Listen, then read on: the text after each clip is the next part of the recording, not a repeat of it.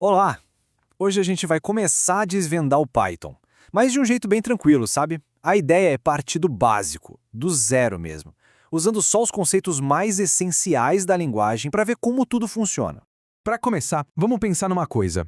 E se aquela calculadora de mão que todo mundo já usou pudesse fazer mais do que só contas? E se ela pudesse guardar informações, seguir comandos, até tomar pequenas decisões? Pois é, exatamente essa porta de entrada que a gente vai usar para entender o Python hoje. E o mais legal do Python é isso, não precisa de nenhum conhecimento prévio super complexo para começar. Dá para iniciar usando ele como se fosse uma ferramenta que a gente já conhece bem, uma calculadora, e a partir daí, aos pouquinhos, ir construindo um conhecimento para fazer coisas muito mais poderosas.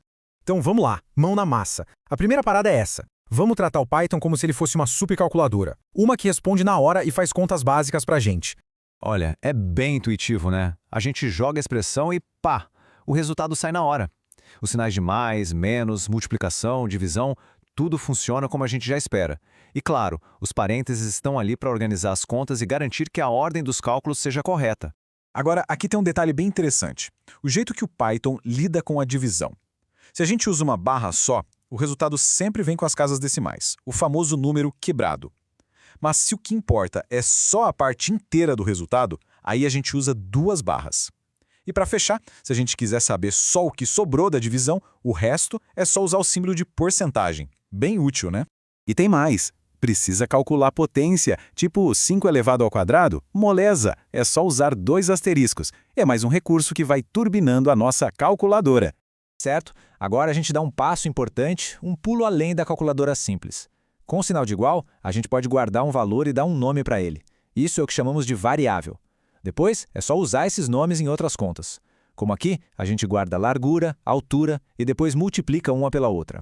Bom, a parte dos números já está dominada, então que tal a gente subir um degrau? Vamos ver agora como o Python se vira com textos, ou, como se fala no mundo da programação, com strings. Em Python, qualquer texto fica, entre aspas, simples ou duplas. E dá para fazer umas coisas bem curiosas com eles. Por exemplo, dá para somar dois textos para juntar um no outro, ou até multiplicar um texto para ele se repetir. O resultado dessa brincadeira aí é Union. Uma das ferramentas mais poderosas para trabalhar com texto é o fatiamento ou slicing. A gente consegue pegar só um pedacinho de uma string. É só dizer onde começa e onde termina. Um detalhe importante, a contagem sempre começa do zero e o número final não entra na conta. Por isso, palavra 02 pega os dois primeiros caracteres.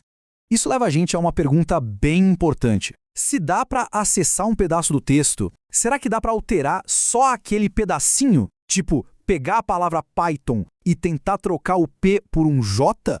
E a resposta é não. Se a gente tentar fazer isso, o Python vai reclamar, vai dar um erro. O motivo é que strings em Python são imutáveis. Essa palavra significa que, uma vez que a string foi criada, ela não pode mais ser alterada. Fica daquele jeito para sempre. Então, aqui está o pulo do gato. Para modificar uma string, o que a gente faz, na verdade, é criar uma nova. A gente pega a letra J, junta com o resto da palavra original e pronto, temos uma string novinha em folha, JIFON. Já vimos números, já vimos textos. E agora? Agora vamos ver como organizar tudo isso junto usando uma das ferramentas mais flexíveis do Python, as listas. Uma lista nada mais é do que uma coleção de coisas, qualquer coisa, dentro de colchetes. Nesse exemplo, temos uma lista de números. Mas, opa, tem um erro ali. O quarto item é 65, mas deveria ser 64. E aqui vem a grande diferença. Ao contrário das strings, as listas a gente pode modificar. Dá para ir lá e corrigir o valor diretamente. E esse slide resume tudo perfeitamente. Strings são imutáveis, ou seja, não mudam. Tentar alterar um pedaço dá erro. Já as listas são mutáveis, elas podem mudar o tempo todo. A gente pode alterar um item sem problema nenhum. Isso é super importante porque, na maioria das vezes, quando programamos, lidamos com dados que mudam, como uma lista de tarefas ou um carrinho de compras. A flexibilidade das listas é o que torna isso possível. É uma distinção fundamental em Python.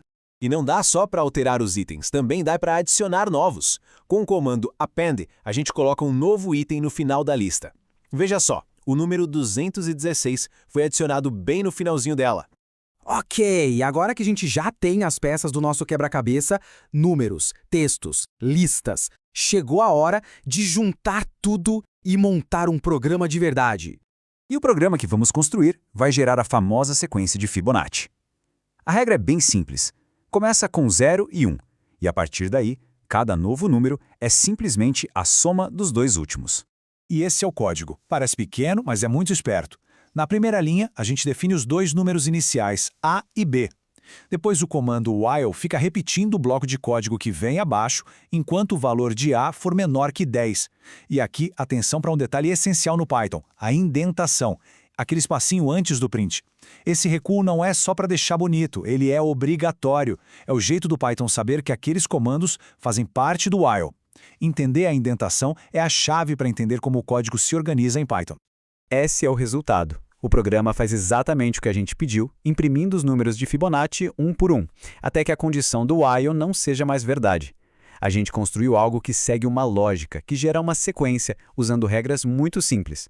Pensem só nisso. A gente começou com um simples 2 mais 2 e, em pouquíssimos passos, chegamos a um programa que gera a sequência de Fibonacci. Isso deixa uma pergunta no ar, né? Se com essas poucas peças já dá para fazer isso, o que mais será que é possível construir?